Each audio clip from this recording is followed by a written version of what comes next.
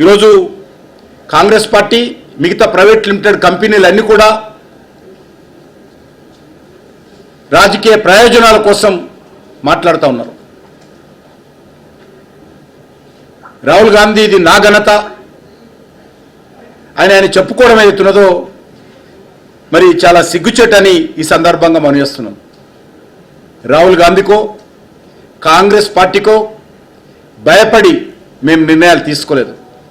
2010లో Congress party అధికారం ఉన్నప్పుడు a commitment తోటైతే మేము ఆ రోజు పార్లమెంటులో బయట చెప్పామో అదే కమిట్మెంట్తో ఈరోజు నిర్ణయం తీసుకున్నాం.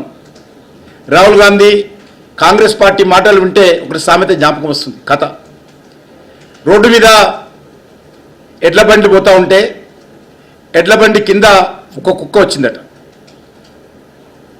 ఆ కుక్క అనుకుందట ఈ ఎడ్ల బండి నేనే మోస్తున్నాను, నేనే నడిపిస్తున్నాను, ఈ భారం అంతా నా మీదనే ఉంది అనుకుందట. ఈరోజు కాంగ్రెస్ పార్టీ పరిస్థితి కూడా అదే విధంగా కనిపిస్తూ ఉంది.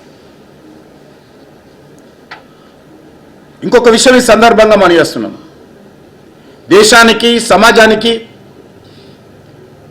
ఏ నిర్ణయం వల్ల మేలు జరుగుతుందో ఆ నిర్ణయాలు తీసుకున్నటువంటి సత్తా ధైర్యము భారతీయ జనతా పార్టీకి, ఎన్డీఏకు, దేశ ప్రధానమంత్రి నరేంద్ర మోడీ గారికి ఉన్నది. కాంగ్రెస్ పార్టీ డిమాండ్కు తలవొగ్గి తీసుకోవడం కానీ రాజకీయ దృక్పథంతో తీసుకోవడం కానీ జరగదు. అది జిఎస్టీ కావచ్చు, ఆర్టికల్ 370 కావచ్చు, లేక అయోధ్యలో రామమందిర నిర్మాణం కావచ్చు, లేకపోతే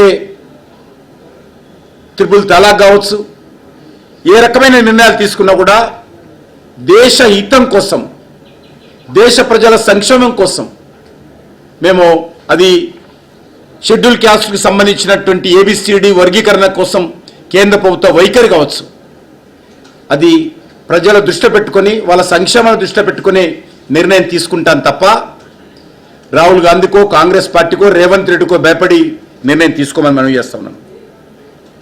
ఇంకొక విషయం కూడా మనం చేస్తూ ఉన్నాం. మేము చేపట్టబోయే కులగణనలో ఎట్టి పరిస్థితుల్లో కాంగ్రెస్ పార్టీ లాగా న్యాయస్థానాల తీర్పుకు వ్యతిరేకంగా ఇది రాజ్యాంగ విరుద్ధమని న్యాయస్థానాలు తీర్పునిస్తే దాన్ని కూడా కాలరాచి బీసీ ముస్లింలని ఒక ప్రత్యేకమైనటువంటి కాలం ఏర్పాటు చేసి మత ప్రాతిపదికన ముస్లింలందరినీ కూడా బీసీలో చేర్పించేటువంటి చర్య ఏదైతే కాంగ్రెస్ పార్టీ చేసిందో దాన్ని ఎట్టి పరిస్థితుల్లో భారతీయ జనతా పార్టీ అంగీకరించదనే విషయాన్ని, మేము చేపట్టబోయేటువంటి కులగణనలో మతపరమైనటువంటి ప్రాతిపాదికన, మతం ప్రాతిపాదికన ఏ వర్గాన్ని కూడా బీసీలో చేర్చే ప్రసక్తి లేదని చెప్పి ఈ సందర్భంగా మనం చేస్తున్నాం. అసలు కాంగ్రెస్ పార్టీలోనే కులగణన విషయంలో ఏకాభిప్రాయం లేదు. వాళ్ళే 2 నాలుకల దొరితో మాట్లాడుతున్నటువంటి వాళ్ళు ఈరోజు భారతీయ జనతా పార్టీ వాళ్ళను చూసి నేర్చుకోవాల్సిన అవసరము లేదనే విషయాన్ని ఈ సందర్భంగా మనం చేస్తున్నాం. కాంగ్రెస్ పార్టీ ఎప్పుడు ఏ నిర్ణయం తీసుకున్నా